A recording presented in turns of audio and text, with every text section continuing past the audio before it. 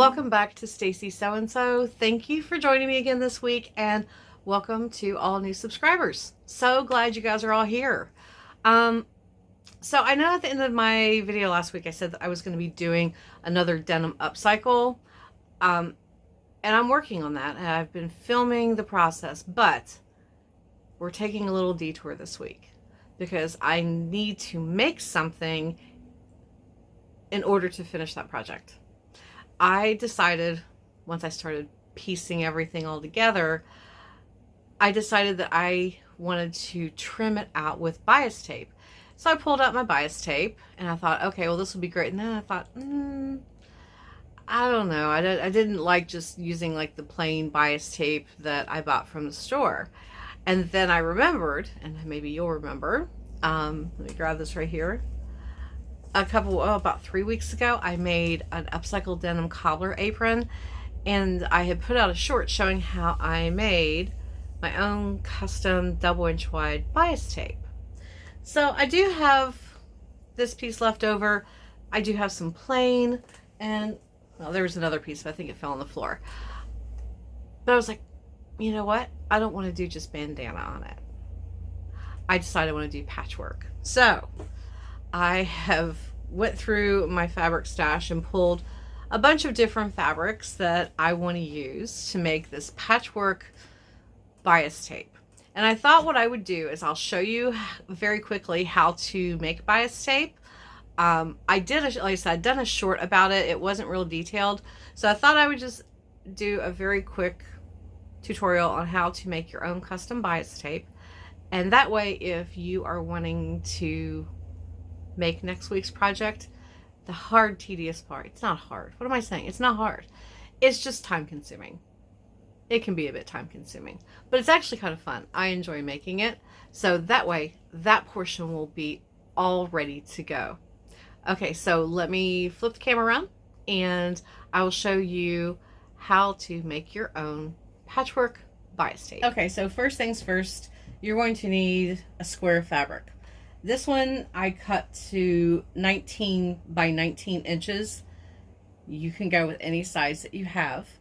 If you're using a fat quarter, you would just simply fold up like this, corner to corner, and you would have an edge of fabric over here that you just trim off. So, first thing we do, once you have your fabric cut to a square, you're going to do exactly what I just did. Actually, you're going to take one corner and fold it up so that you have a triangle. Make sure you get everything perfectly lined up. There we go. Okay. And then you're going to do that again. So fold corner to corner. Oops, I think I got a wrinkle in there. I did. Okay, corner to corner. So now you have a smaller triangle. Now, the easiest way to remember how you're going to fold the next piece is have that main point facing you.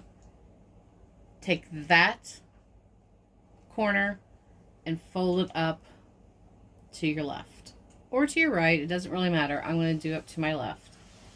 And so then you end up with this shape. Okay, so now you're going to need a ruler and either a pair of scissors or a rotary cutter. If you're going to be using scissors, I recommend having some sort of marking tool. I have some tailor's chalk. So the first thing you're going to want to do on this side where it's all lined up, the thickest fold is, oops, let me pull that down just a little bit. Okay. You want to cut up that side just as close to the edge as you can. I'm going to turn it this way just because I'm right-handed. So, all right, I've got it up there. You can see I just have a tiny little piece of it sticking out on the side. And I'm just going to take my rotary cutter and cut that off. Okay, so now I have the one end cut up, so now it's open. Now what you're going to do if you're going to do a rotary cutter, you're just going to line up the end you just cut with one of your straight lines, and you're going to measure over 2 inches, and then put your ruler down, and then you just take your rotary cutter and cut it. So you're going to do that every 2 inches until you get all the way across the fabric. Of course, the last couple pieces are going to be pretty small, but that's okay. If you're using scissors, use a ruler. If you have one like this, that's fine. If not, a regular ruler like you would use for paper when you're in, will be just fine. And take your marking tool and just mark every 2 inches. So 2 inches cut, 2 inches, and then cut. So I'm going to do this first one with my scissors. Just follow that line. Make sure your scissors are really sharp. Sounds like mine might need sharpened again. Okay, so there we go. We've got our first cut. So continue that on with all of the fabric that you plan on using. I'm going to be attaching what I'm making now to these 2 small pieces of the bandana that I already had, because they're too small to really use for much else. So I'm going to continue on. I'm going to be adding a bunch of different colors. These are all just small pieces. So I'm going to have more of some fabrics, less of others, but that's okay, because I want it to just be a variety of just different colors so that it has a real fun patchwork feel to it. So go ahead, get marking and cutting. When I come back, we'll talk about how to sew them together. Okay, so as you can see, I have started sewing my strips together. Now the way that you do that is you have one piece right side facing up, then you take your next piece and you lay it with the right side facing down, and you'll have these 2 little flags sticking out. Right now I have it pinned, but the one thing I do, and I've been doing it ever since I first started making the bias tape, because I just found it easier. I would line it up and draw a line across. Let me make sure I have this laying just right. I think I need to pull this over just a little bit. There we go. Okay. So you do corner to corner, draw a line, and then put your pin in to hold it in place while you take it to your machine, and then you'll stitch straight across that line you just drew. Okay, so once you sew it together across that line, you'll take your scissors and just cut about a 1/4 inch or less from the seam. You'll have a couple little tails left over and another piece added to your long strip.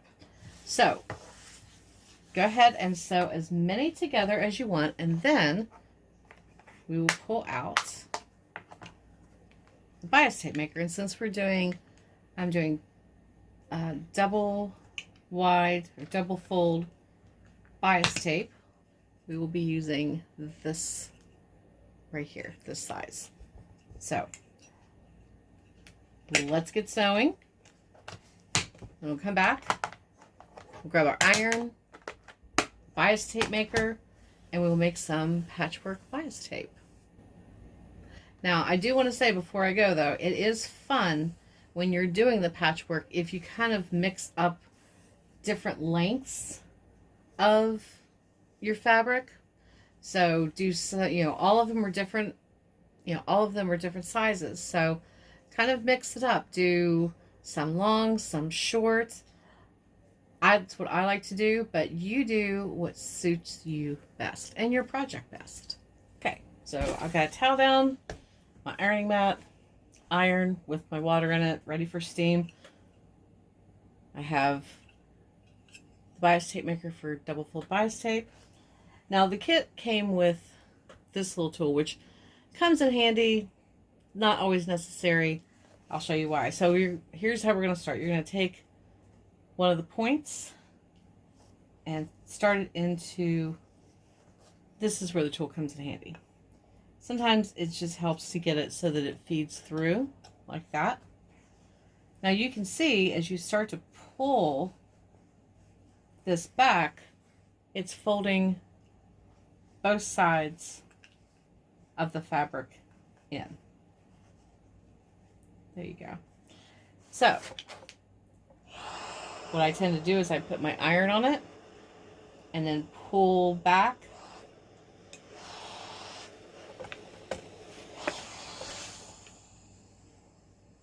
Like so. And you'll do that all the way with your entire strip. So let me do that. We'll come back and I'll show you the next step. Okay, so taking it our piece all the way through the bias tape maker, and now it should look like this, where you have it folded in to the center. Now just fold it over in half up along that seam. Careful not to steam your fingers like I often do.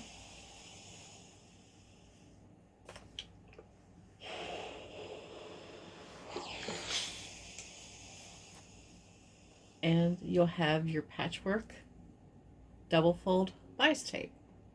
Okay, here is my first strand of patchwork double fold bias tape. There we go. I do have more that I need to make for this, the project I have coming up this week. I have to measure all the components to make sure I have enough. This piece that I made is about just a frog hair over 48 inches, which will definitely work for the waist portion, I think, of the project. So I just have to measure up everything else to know how much I need to make. And I want to also make sure I incorporate some of the red bandana that I already had made up. So I hope you enjoyed today's tutorial. I hope that you'll consider making some of this, especially if you plan on checking out this upcoming week's video and you decide to make it. If you go ahead and make the patchwork bias tape now, you'll be ahead of the game for next week. So thank you guys so much for joining me. I will have next week's video up. I promise. It is the denim upcycle that I had alluded to in my previous video. So until then, everyone have a fabulous week and happy sewing.